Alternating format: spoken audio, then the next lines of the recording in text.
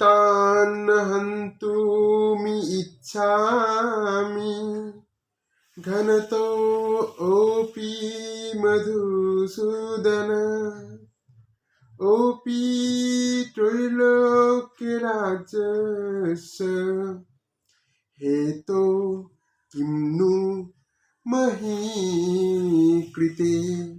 নমস্কার বন্ধুরা, সকলকে স্বাগত জানাই শ্রীমদ্ ভগবদ গীতার প্রথম অধ্যায় বিষাদ যোগ বা অর্জুনের সংশয় বোধকমূলক যোগে 34 নম্বর শ্লোকে। তো আসুন এই শ্লোকের মাধ্যমে আজকের আমরা কি জ্ঞান সম্পর্কে ধারণা নেব, সেটি হলো প্রকৃত জগৎ কি, সে বিষয়ে আজকের আমরা জানব। চলুন এই শ্লোকটির বাংলা অনুবাদ কি তা জানা যাক। হে মধুসূদন, এরা আমাকে বধ করলেও ত্রৈলোক্য রাজ্যের জন্য আমি এদের বধ করতে চাই না। পৃথিবী মাত্র রাজ্য তো কি কথা।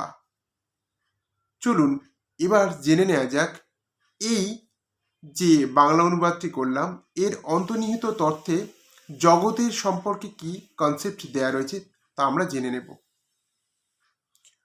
তো কুরুক্ষেত্রের যুদ্ধে লক্ষ লক্ষ সেনাদের মধ্যে অর্জুন কেবলমাত্র নিজের সেনাদেরকেই দেখতে পেলেন।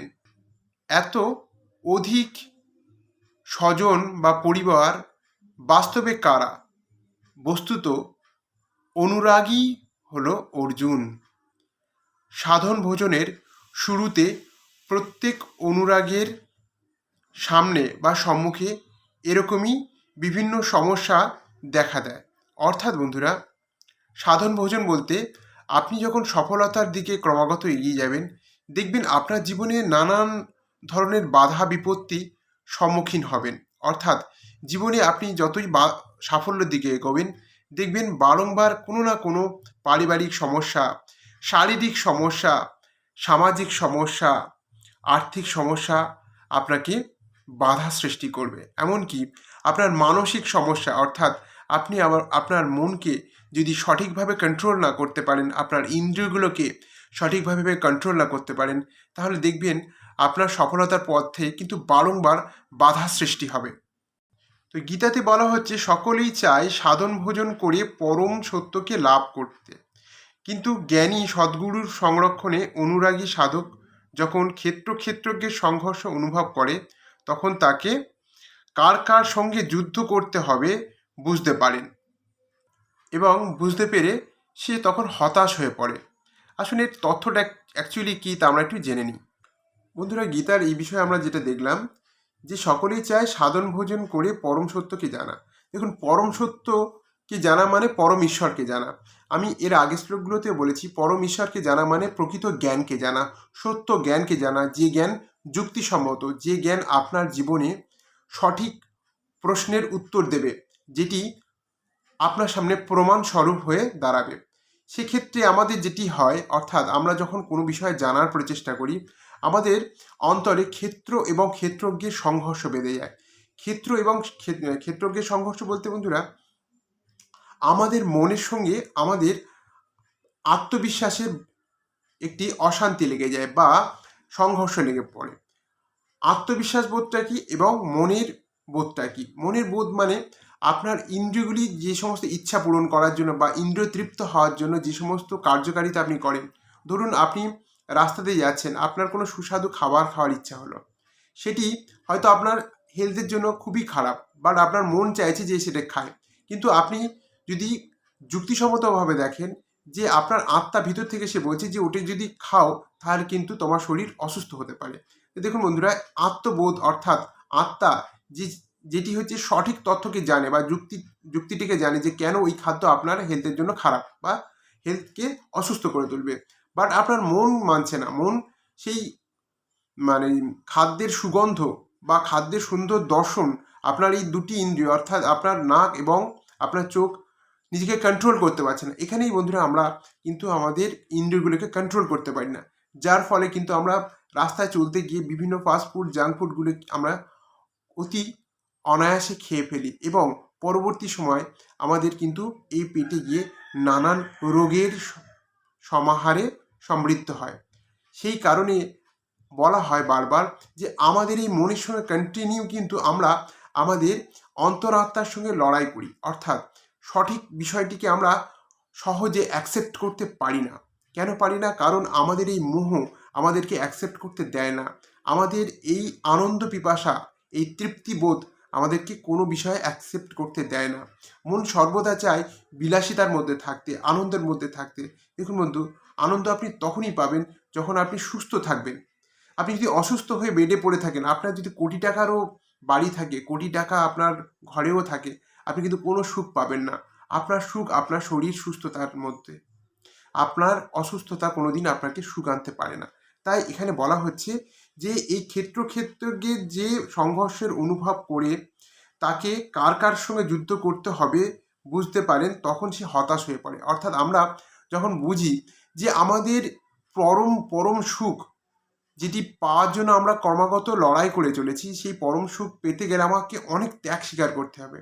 খাদ্য সংক্রান্ত বিষয় যদি ধরেন, সেখানে কিন্তু আপনাকে খাদ্য সংক্রান্ত তালিকা, যেগুলো হয়তো খুব টেস্টি খাদ্য, আপনার খাওয়ার খুব ইচ্ছা করছে, বাট সেটি যদি আপনি ক্রমাগত খেতে থাকেন, কিন্তু আপনার রোগের বাসা আপনার শরীরে হতে থাকবে।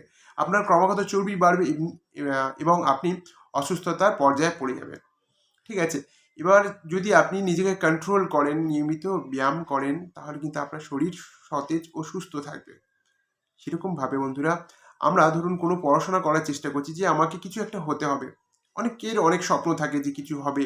কেউ বিজনেসম্যান হতে চায়, কেউ বা পাইলট হতে চায়, কেউ বা কেউ ভালো খেলোয়াড় হতে চায়। এরকম প্রচুর ব্যক্তিত্ব আছে যাদের নিজস্ব প্যাশন একটি ভিতর থেকে থাকে। বাট সেই প্যাশন পূরণ করতে গিয়ে আমাদের মনের কিছু বাধা সৃষ্টি হয়। সেই বাধাগুলিকে ষড়রিপু বলে বন্ধুরা।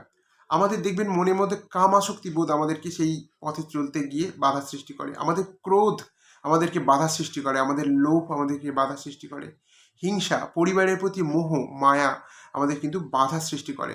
ধরুন আপনি কোনো একটি লক্ষ্যের দিকে এগোচ্ছেন, আপনার বাবা বা মা আপনার কাছে কোনো একটি আবদার করে বসলো, তখন দেখবেন, বা আপনার প্রেমিকা বা প্রেমিক আপনার কাছে কোনো আবদার করে বসলো, সেই আবদার পূরণ করতে গিয়ে দেখবেন বন্ধুরা, আপনাদের জীবনে সেই লক্ষ্য থেকে আপনি ধীরে ধীরে দূরে সরে যাবেন। সুতরাং মনের দৃঢ়তাকে ধরে রাখুন এবং লক্ষ্যের পথে এগিয়ে চলুন। চলুন এবার দেখা যাক পরবর্তী বিষয় কি বলছে এই জগৎ, অর্থাৎ মনের জগৎ সম্পর্কে। বন্ধুরা, এরপর আমরা যেটা দেখছি, আমরা এর আগে যেটা দেখলাম কি, আমরা যখন বুঝতে পারি যে আমাদের কার কার সঙ্গে যুদ্ধ করতে হবে এবং এই যুদ্ধের কথা ভেবে আমরা কিন্তু হতাশ হয়ে পড়ি, এবং এই হতাশ হওয়ার পরে আমরা দেখতে পাই যে পিতার পরিবার, শ্বশুরের পরিবার, কাউর বা মামার পরিবার, বন্ধু বান্ধব, গুরুজন, সবাইকে সঙ্গে নিয়ে কিন্তু আমরা থাকতে চাই। অর্থাৎ আমাদের জীবনে যতই বাধা আসুক, আমরা চাই যদি বাধা এই পরিবারকে নিয়ে হয় তাও থাক পরিবার, কিন্তু পরিবারের প্রতি আপনার অত্যন্ত আসক্তি কিন্তু আপনার জীবনে সফলতার পথে এগিয়ে নিয়ে যেতে বাধা সৃষ্টি করবে। আপনার পরিবারের যদি আপনার সন্তান হয়, সেই সন্তান অনেক এমন আবদার করলো যে আবদারগুলো কিন্তু আপনার সন্তানের ভবিষ্যৎ অন্ধকার হয়ে যেতে পারে। আমরা করি কি, সন্তানদের হাতে ফোন বা বিভিন্ন রকম এমন যেগুলো বাজে অভ্যাস, সেগুলো কিন্তু তাদেরকে করতে সহায়তা করি। কেন? নিজেরা রিলিফ হওয়ার জন্য, নিজেরা একটু স্বস্তি পাওয়ার জন্য, যে ও যদি খেলাতে মগ্ন থাকে তাহলে আমরা হয়তো আমাদের কাজটা ঠিকভাবে করতে পারবো। কিন্তু বন্ধুরা, মাথায় রাখবেন, আপনার সন্তান হলো আপনার বংশের ভবিষ্যৎ। সেই বংশের ভবিষ্যৎকে যদি সঠিক সংস্কার, সঠিক শিক্ষা, সঠিক জ্ঞান না আপনি দেন, আপনার পরবর্তী জেনারেশন কিন্তু অন্ধকার আচ্ছন্ন জীবনযাপন করবে। সেই কারণে আমরা আমাদের এই পরিবারের আসক্তি থেকে ক্রমাগত আমাদের যে উজ্জ্বল জগৎ আমাদের সামনে প্রকট হয়ে রয়েছে, সেই উজ্জ্বল জগতের সম্মুখীন আমরা কিন্তু হতে পারি না, এবং ধীরে ধীরে আমরা অন্ধকারের দিকে এগিয়ে যাই। তাই আমরা মোহাচ্ছন্ন ব্যক্তিরা চেষ্টা করি সর্বদা, আমরা চাই যে ফাস্টফুড হোক, জাঙ্ক ফুড হোক, বিভিন্ন ধরনের তৈলাক্ত জাতীয় খাদ্য খাবো, রোগ হোক, কিন্তু রোগ হওয়ার পর যখন আপনি কাঁদতে শুরু করেন, তখন কিন্তু আপনার সেই সুখের কথা মনে পড়লেও কোনো সুখ আসে না। কেন? কারণ শরীরের যন্ত্রণার মতো যন্ত্রণা আর কিন্তু হয় না, এবং অনুরূপভাবে এই মনের যন্ত্রণার মতো যন্ত্রণা হয় না। আপনি যত আপনার পরিবারের সঙ্গে লিপ্ত হবেন, যত সম্পর্কেতে আসক্ত হবেন, দেখবেন আপনার জীবনে তত দুঃখ বেশি নেমে আসবে। দুঃখ আসে একমাত্র অত্যাধিক আসক্তির কারণে। অর্থাৎ যদি আপনি কোনো খাদ্য যদি লিমিটেড খান তাহলে আপনার শরীরে রোগ আসবে না। কোনো সম্পর্ককে যদি আপনি লিমিটেড রাখেন, অর্থাৎ পরিবার থাকুক, মা থাকুক, বাবা থাকুক, সকলেই থাকুক, স্ত্রী থাকুক, প্রেমিকা থাকুক, বাট কারোর সঙ্গে অধিক যদি আসক্তিতে জড়িয়ে পড়েন তাহলে কিন্তু আপনার বিপদের কোনো শেষ থাকবে না। আপনার মন চঞ্চল হয়ে উঠবে, আপনার মন ক্রমাগত সেই ব্যক্তিত্বের প্রতি আসক্তি হয়ে আপনাকে লক্ষ্যের দিকে এগিয়ে যেতে বাধা সৃষ্টি করবে। তাই বন্ধু, এখানেই বলা হচ্ছে বারবার যে আসক্তি ত্যাগ করুন এবং মনকে কন্ট্রোল করা শিখুন। কারণ গীতা বারবার শেখায় ইন্দ্রিয়কে যে ব্যক্তি কন্ট্রোল করতে পেরেছে সেই ব্যক্তি সফলতার চরম শিখরে গিয়ে পৌঁছেছে। জীবনে তো অনেক বাধা আসবেই আসবে। তো আমরা এভাবেই সমস্ত পরিবার পরিজন বা বিভিন্ন জাঙ্ক ফুড জাতীয় খাদ্যকে আপন করে নিয়ে আমরা মনে করি যে পরমাত্মাকে পাবো, অর্থাৎ আমরা সফলতা পাবো, কিন্তু অত সহজে সফলতা পাওয়া যায় না। এভাবে আমরা আরাধনার পথে অগ্রসর হতে গেলে পরিবার ত্যাগ করতে হবে, এই সম্বন্ধগুলি মোহ থেকে মুক্ত হতে হবে। এটি হচ্ছে গীতায় বারবার বলছে যে যদি আপনি প্রকৃত সুখ পেতে চান তাহলে কিন্তু পরিবার থেকে আপনাকে অতিরিক্ত লিপ্ত হলে চলবে না, পরিবার থেকে আপনাকে দূরে থাকতে হবে। অর্থাৎ পরিবারের সঙ্গে থাকবেন কিন্তু পরিবারের মধ্যে লিপ্ত হবেন না, কচু পাতার মতো আপনাকে হয়ে থাকতে হবে। অর্থাৎ জল আপনার মধ্যে পড়বে, বাট জল আপনার মধ্যে সমাহিত থাকবে না, জল ঝরে পড়ে যাবে। সুতরাং সম্পর্ক যেন আমাদেরকে অতিরিক্ত আসক্তির মধ্যে না জড়িয়ে ফেলে। তো তখন তিনি অধীর হয়ে ওঠেন, অর্থাৎ আমাদের মনের অনুরাগ বোধ অধীর হয়ে ওঠে এবং এইভাবেই আমরা কিন্তু ক্রমাগত লক্ষ্যের দিক থেকে সরে পড়ি। তো পূজ্য মহারাজজি স্বামী অর্গানন্দ বলতেন যে মৃত্যু হওয়া এবং সাধু হওয়া একই ব্যাপার। অর্থাৎ আপনার মনকে যদি আপনি সাধু করে ফেলেন, সাধু বলতে এই নয় যে আপনাকে গেরুয়া পোশাক, তুলসীর মালায় তিলক এসব পড়তে হবে। সাধু মানে আপনি মন থেকে, অন্তর থেকে যদি আপনি সন্ন্যাস গ্রহণ করে নেন, অর্থাৎ আপনার দৃঢ়তা হবে যে জগতে আপনার নিজের পরিচয় আপনাকে বানাতে হবে। কারণ আপনার পরিচয় কিন্তু আপনার বংশের সম্মান বৃদ্ধি হবে, আপনার পরিবারের সম্মান বৃদ্ধি হবে। তাই অন্তর থেকে আপনি নিজেকে সাধু করুন। অর্থাৎ সাধু হওয়া, ওই যে সেখানে বলছে মৃত্যু হওয়া এবং সাধু হওয়া একই ব্যাপার। সাধুর জন্য এই পৃথিবীতে কেউ জীবিত থাকলেও গৃহ সম্বন্ধীয় কেউ থাকে না। যদি থাকে তাহলে সম্বন্ধ বিদ্যমান, মোহ শেষ হয়েছে কোথায়? যদি সম্বন্ধ থাকে তাহলে তো মোহ শেষ হয় না, কারণ সম্বন্ধ থাকলেই মোহ থাকবে। পূর্ণত্যাগ অর্থাৎ সম্বন্ধের অস্তিত্ববিহীন হওয়ার পথের বা হওয়ার পরেই সাধক জয়লাভ করেন। এই সম্বন্ধগুলি প্রসার জগতের, অন্যথা জগতের আমার বলে কিছু আর নেই। অর্থাৎ মনের প্রসারই হলো এই জগতের প্রসার। অর্থাৎ মন যত ভাবতে শুরু করবে আপনার জগৎ তত বাড়তে শুরু করবে। আপনি যদি জীবনে বড় কোনো লক্ষ্যের দিকে এগোতে চান তাহলে আপনাকে পরিকল্পনা করে নিতে হবে যে আপনাকে কি করতে হবে। আপনি যদি বড় বিজনেসম্যান হতে চান, আপনি যদি বড় খেলোয়াড় হতে চান, তাহলে আপনাকে কিন্তু সেই চিন্তা করে নিতে হবে যে আমাকে এটা হতেই হবে। আগে স্থির করতে হবে, মনের মধ্যে স্বপ্ন বেঁধে নিতে হবে। যদি স্বপ্ন না বাঁধেন কিন্তু অযথা কোনো লক্ষ্যের দিকে এগোলে কোনো লক্ষ্য পূরণ হয় না। সেই লক্ষ্যের দিকে দৃঢ় হতে গেলে আগে নিজের মনের মধ্যে একটি জগৎ তৈরি করে নিতে হবে যে আমার আগামী জীবনযাপন এইভাবে করব। সুতরাং তার জন্য যতই বাধা আসুক, যতই ত্যাগ স্বীকার করতে হয় আমাদেরকে করতে হবে। এটিকেই বলা হয় মনের জগৎ বা প্রকৃত জগৎ।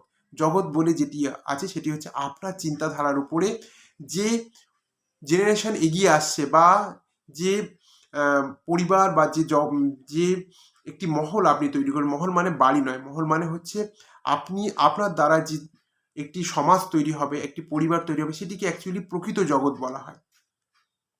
তো যোগেশ্বর শ্রীকৃষ্ণ মনের প্রসারকেই কিন্তু জগৎ বলেছেন। অর্থাৎ আমরা ধরুন আজকের জগতে যত আবিষ্কার হয়েছে বলুন, যা কিছু কোনো না কোনো ব্যক্তির চিন্তা থেকে কিন্তু সেগুলো বেরিয়ে এসে, সেই ব্যক্তি চিন্তা করেছে তবে সাইকেল সৃষ্টি হয়েছে, তবে এরোপ্লেন সৃষ্টি হয়েছে, ট্রেন সৃষ্টি হয়েছে, আজকে অ্যান্ড্রয়েড মোবাইল ফোন সৃষ্টি হয়েছে। এই প্রত্যেকটা বিষয় কিন্তু কোনো না কোনো ব্যক্তির চিন্তাধারা থেকেই এসছে। ঠিক আছে, এটি কোনো ভগবান দেয়নি, কোনো ব্যক্তির চিন্তা থেকে এসছে। সুতরাং এই চিন্তাবোধই কিন্তু আমাদের একটি জগৎ সৃষ্টি করে। তো যিনি এর প্রভাব বোধ করতে সক্ষম হয়েছেন তিনি চরাচর বিশ্ব জয় করেছেন। অর্থাৎ যে ব্যক্তি নিজের ভিতরের ট্যালেন্টকে জেনে সেই জগৎকে তৈরি করার চেষ্টা করেছে তিনি কিন্তু বিশ্ব জয় করেছেন। অর্থাৎ সেই ব্যক্তিই হচ্ছে পরম সুখ লাভ করেছেন, যে নিজেকে কম বয়স থেকে অর্থাৎ ছেলেবেলা থেকে নিজেকে ধীরে ধীরে সফলতার দিকে ক্রমাগত এগিয়ে নিয়ে গিয়ে নিজেকে স্ট্যান্ড করার প্রচেষ্টা করেছে, সেই ব্যক্তি হচ্ছে জগৎ লাভ করেছে বা জগৎ জয় করেছেন।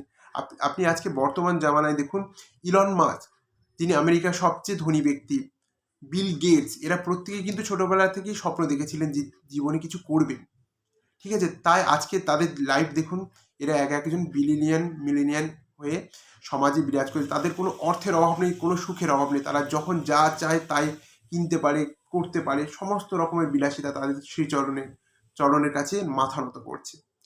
এমন কথা নয় যে কেবল অর্জুনই অধীর ছিলেন, অর্থাৎ সকলের হৃদয়ে অনুরাগ আছে, অর্থাৎ আমাদের প্রত্যেক মানুষের মধ্যে কিন্তু জানার ইচ্ছা বা কোনো কিছু করার ইচ্ছা আছে। তবে প্রত্যেক অনুরাগ ব্যাকুল হন, অর্থাৎ আমাদের এই অনুরাগ, আমাদের এই জানার ইচ্ছাগুলো বিভিন্ন পরিবার বলুন, বিভিন্ন মানসিক দ্বন্দ্বের কাছে হেরে যায়, যার ফলে আমরা কেউ চিরকাল গরিবই থেকে যায়, কেউ আমরা কিন্তু ধনী হতে পারি না এই বাধার কারণে। আত্মীয় স্বজনের স্মৃতি তাকে ব্যাকুল করে তোলে। আমি একটু আগেই বললাম, সাধনার আরম্ভে প্রত্যেক সাধক চিন্তা করেন যে ভজন করে কিছু লাভ হলে এদের সঙ্গে তা ভোগ করা যাবে, সকলেই সুখী হবে। কিন্তু বন্ধু, না, হয় না। যদি নিজে আগে সুখী না হন, তাহলে আপনি অন্যদের কাউকে সুখী করতে পারবেন না। আগে নিজেকে সুখী করুন, নিজেকে স্ট্যাবলিশ করুন, দেখবেন আপনার পরিবার অটোমেটিক্যালি সুখী হবে, স্ট্যাবলিশড হবে। সেই কারণে বিবাহ চিন্তা প্রথমে মাথায় কোনোদিনই নেওয়া উচিত না।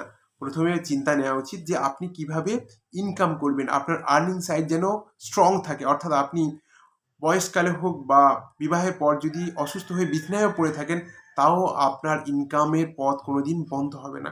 এই বুদ্ধিটিকে বলা হয় প্রকৃত সুখের বা সফলতার পরাকাষ্ঠা, অর্থাৎ আপনার সেই প্রকৃত জগৎকে আপনি প্রথমেই তৈরি করার যে স্বপ্ন দেখছেন, সেই স্বপ্নটা কিভাবে পূরণ করতে হবে সেটাই আপনাকেই ভাবতে হবে।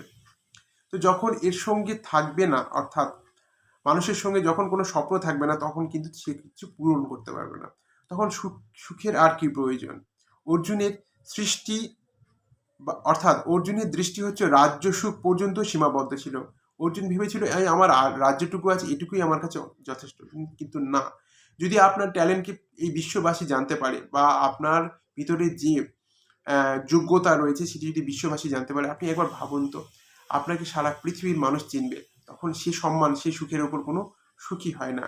তাই অর্জুন এখানে ত্রিলোকের সাম্রাজ্যের সুখকে পরাকাষ্ঠা ভেবেছিলেন, অর্থাৎ এর বেশি কোনো সত্য আছে এ কথা অর্জুন জানতেন না।